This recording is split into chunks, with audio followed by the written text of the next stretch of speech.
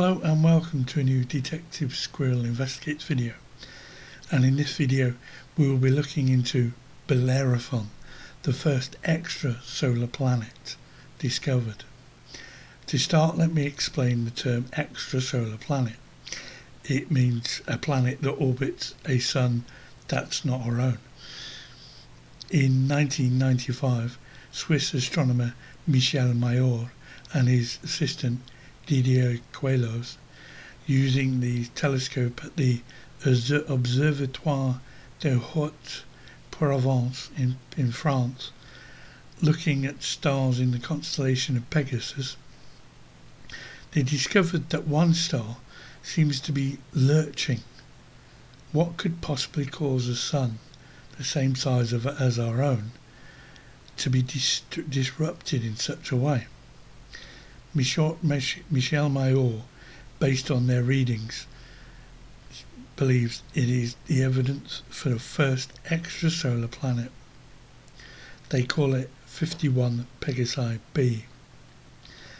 American astronomer Jeff Marcy double-checks the data by watching the star over successive nights, and then, using the established naming convention of naming planets after Greek and Roman gods, calls the planet Bellerophon, after the Greek legend who was said to have ridden the flying steed Pegasus.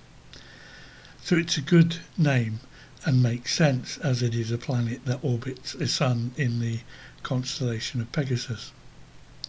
So what is this planet like?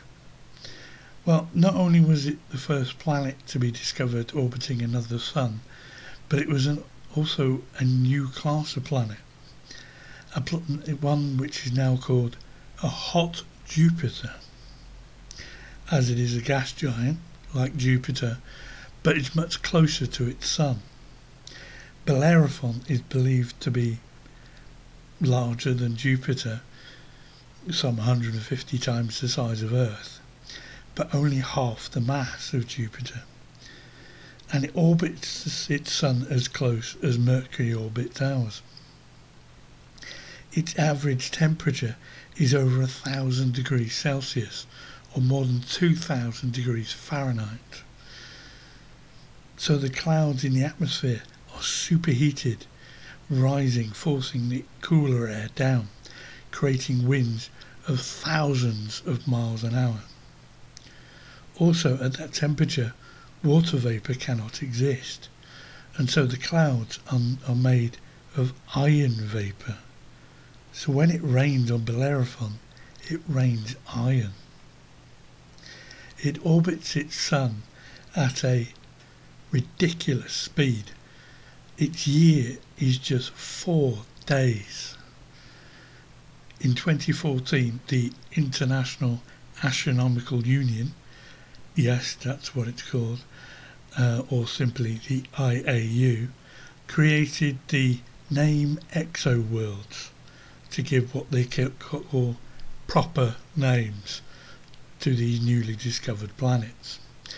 They use an online voting system. So in December 2015, Bellerophon was officially named Dimidium, a Latin word meaning half, based on it being half the mass of Jupiter. What was wrong with Bellerophon? Nothing. Dimidium is boring. Bloody unions.